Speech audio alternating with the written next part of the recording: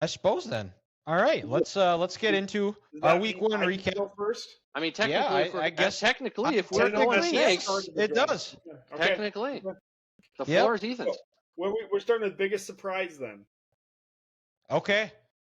I'm gonna go Packers. I thought they looked phenomenal. Granted, it is versus the Bears, but their offense probably was better than when they had Rodgers last year, and that's really saying something. 38 points versus anyone in the NFL is a lot of fucking points.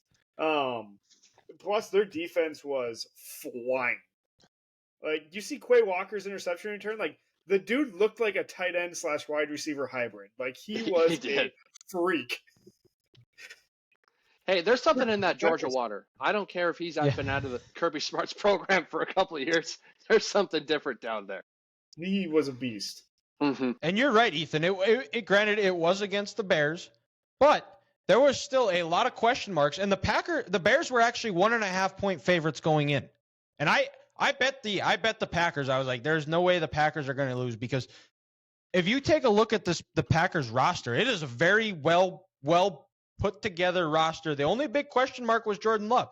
And I thought Matt LaFleur, Jordan Love delivered on the throws. They were on time. He was consistent. He kept got them in the right play. And he didn't do anything to lose it. So that was actually one of the teams I had as one of my surprises as well. But since you took it, I'm going to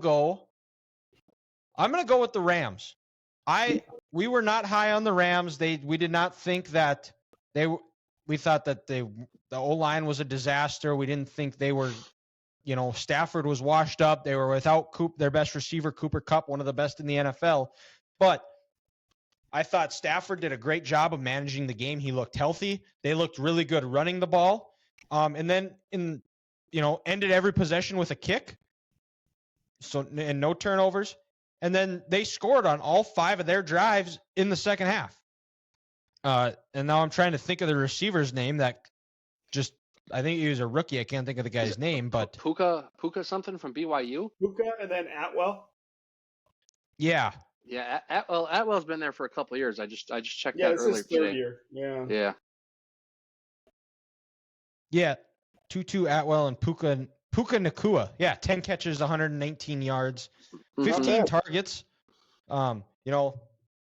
And Stafford, there were a lot of times too where they got put into some tough situations, but being a veteran, instead of where you'd see him in a lot more in previous years where he'd try to force something, get a first down, just check out of the play, take what they can get and make it a more manageable kick for your kicker.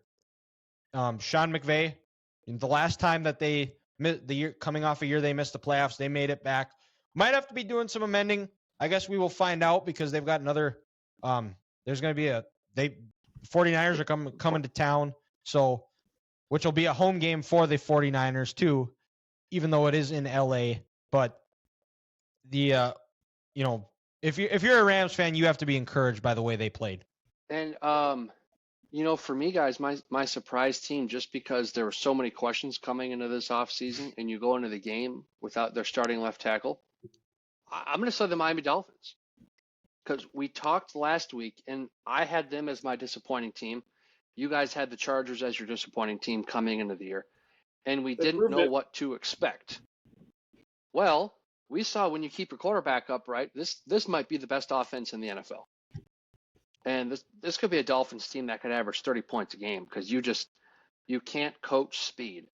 And Tua this offseason, he made Ryan Clark eat his words when he's saying, he spent too much time in the tattoo parlor and he was looking a little thick this summer. And Tua clapping back at his haters saying, I don't care about my arm strength. I threw for 466 yards. That's fine when you have the speed on the outside like that. And, they came out. They looked good. The Chargers, again, should have fired Brandon Staley last year. They still have no defense. But let's not forget the Dolphins went 8-3 last year before Tua got hurt and couldn't play again the rest of the year. So I thought they'd be a disappointing team this year. They came out, they played well, and hey, if they can keep Tua upright this year, they're going to win some games. And who knows? Maybe now they're favorites in the AFC East after what happened on Monday night. Did you see the play where the Chiefs put Kelsey in motion? He's like running across, and then as soon as he snaps it, he turns upfield. Yeah, They yeah. did that with Tyreek Hill. That's not That fair. is disgusting. He had like a 15-yard cushion between him and this guy on that play. It's just What do you do? That's just a Like- cheat code right there. there's nothing Well, you can that's do. the other part. That's the other part too. Is that entire game, Brandon Staley being this elite defensive mind that we've been told about, and that's why he got hired by the Chargers, didn't put a bracket around Tyreek Hill. What? When all Tyreek Hill has done in his career is kill the Chargers.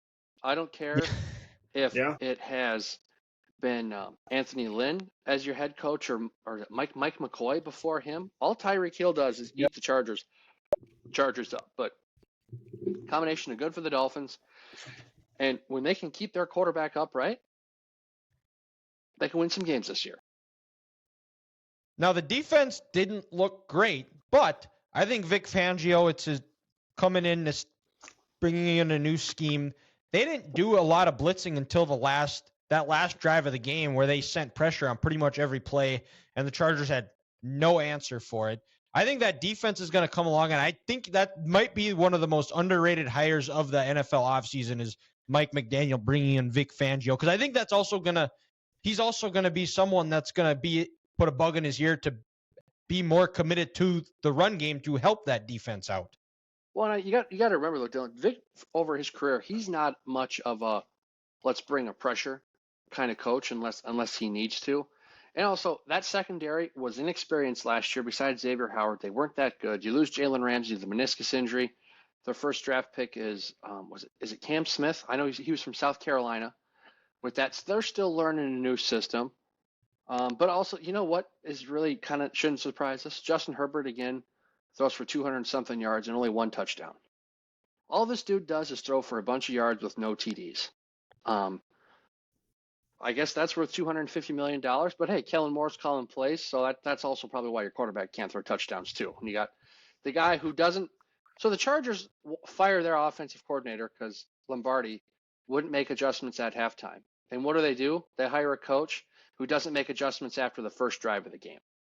Looks good to me, Brandon Staley.